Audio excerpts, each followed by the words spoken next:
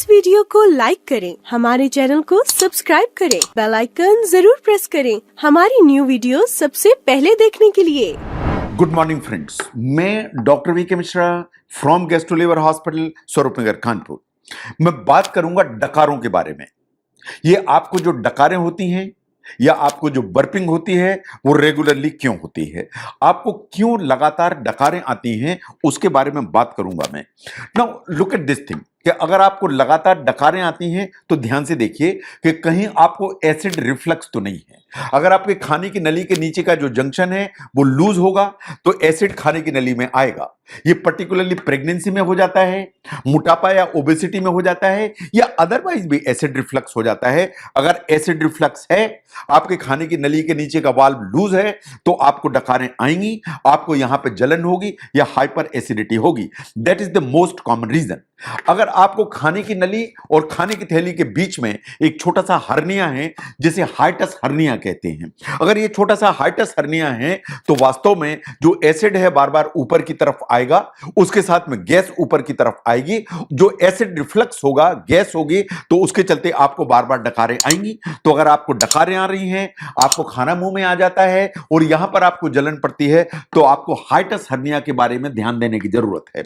Not look at certain infection. जो खाने की थैली में इंफेक्शन है, the most common infection is Helicobacter.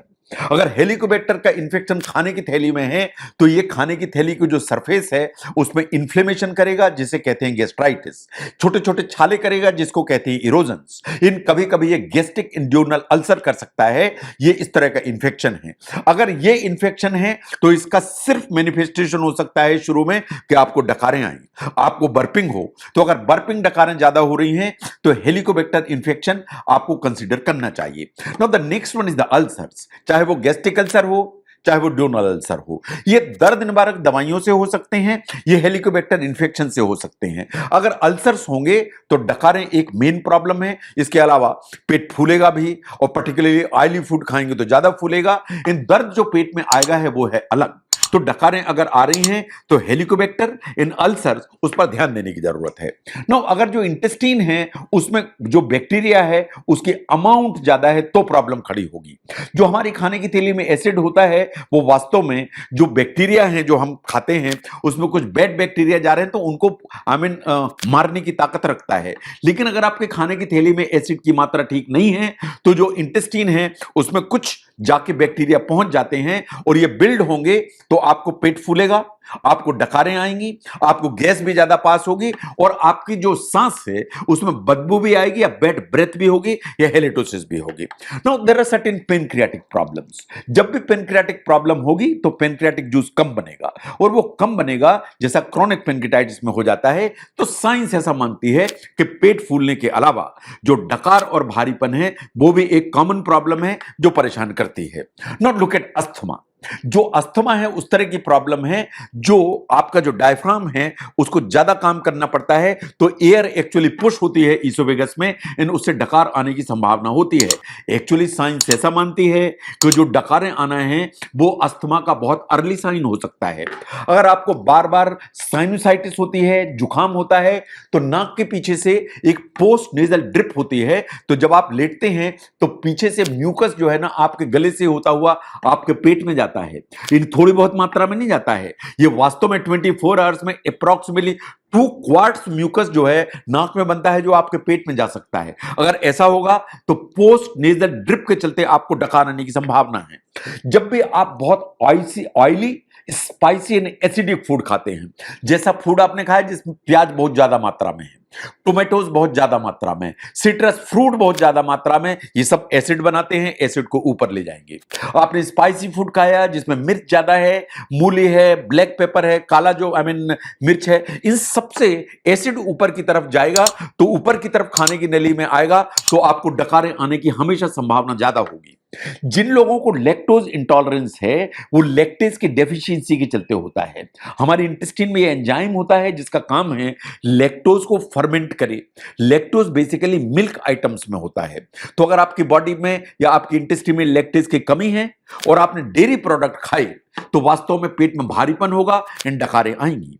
ऐसे ही जब आप कैंडीज खाते हैं या ये जो गम्स होते हैं इनको चूसते हैं तो एक्चुअली आप बहुत सारी एयर को स्वेलो कर जाते हैं जो आपको अंदाजे भी नहीं होता है। तो इस तरह की जो कैंडीज होती हैं या च्युइंग गम्स आप यूज करते हैं उससे हमेशा बाद में जो गैस डकार है उसकी प्रॉब्लम बढ़ती है।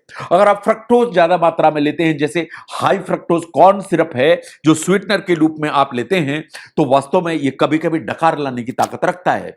जो आप इतने बेवरेजेस पीते हैं, आप बियर पीते हैं, तेजी से कोल्ड ड्रिंक पीते हैं, आप तेजी से कोई भी फ्रूट जूस पीते हैं, ये सभी आप जो चीजें लेते हैं इन बेवरेजेस में एक्चुअली जो सोडा होता है वो प्रॉब्लम क्रिएट करता है। जो फिज है, सोडा है, बियर है, जितने भी बबली ड्रिंक्स होते हैं वो एक्चुअली कार्बन डाइऑक्साइड उनमें होती है जो वे डकारों में निकलती है बार बार।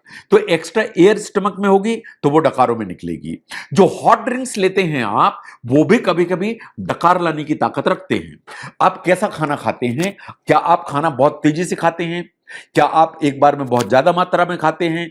क्या आप तेजी से खाना खाते हैं तो उसके साथ में एयर को भी स्वेलो करते हैं? तो ये सब भी आपकी अगर हैबिट्स हैं तो आप एयर स्वेलो करेंगे तो डकारें ज्यादा आएंगी। अगर स्ट्रेस का लेवल आपका ज्यादा है, साइंस ऐसा मानती है कि एंजाइटी और जो स्ट्रेस है वो कॉर्टिसोल के लेवल को ऊपर करती है।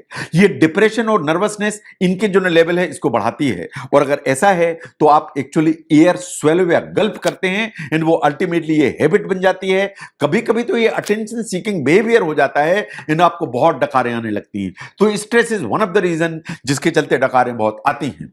तो जो डकारें आती हैं आपको वो कभी इलनेस का हिस्सा हो सकते हैं, इन द सेंस कि वो acid reflux, hiatus hernia, Helicobacter infection, ulcer जैसी बीमारी इनका इंडिकेशन हो सकती हैं। ये फूड इंटॉलरेंस के चलते हो सकती हैं। ये आप जो डाइट लेते हैं उसमें आप कैसा खाते हैं, किस तरह से खाते हैं उसके चलते हो सकते हैं। तो जब भी डकारें आती हैं तो आपको खुली आंख से देखने की जरूरत है कि इसके पीछे कोई इलनेस जिम्मेदार है, इसके पीछे आपकी हैबिट जिम्मेदार है या इसके पीछे आपकी डाइट जिम्मेदार है।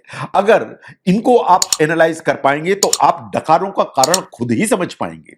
तो जो बार बार आपको डकारें आती हैं उसके पीछे क्या रीजन हो सकता है उसको समझने में यह वीडियो अगर हेल्प करता है जरूर शेयर करें। मैं doctor VK Mishra from gastro liver hospital, Swaroopnagar, Kanpur. Thank you very much.